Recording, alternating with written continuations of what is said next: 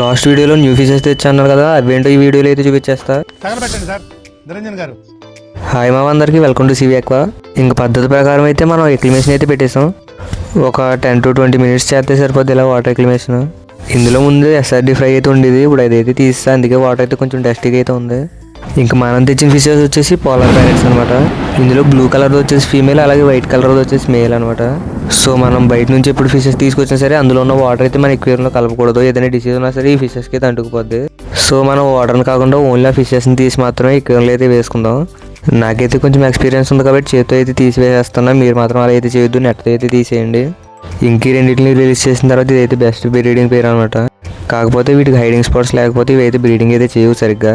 So తర్వాత hiding spots కూడా add చేసా. ఇంకా లైట్ వేగానే చూడండి ఎలా మెరిసిపోతుంది ఫిష్ అయితే. ఇంక ఇది కొంచెం వెనక్కి ఉండడం వల్ల అయితే వీడియో అయితే కొంచెం బ్లర్గా అయితే పడింది. తెచ్చప్పుడే అరగంట కూడా అవ్వట్లేదు, అప్పుడే వీటి పని అయితే స్టార్ట్ చేసి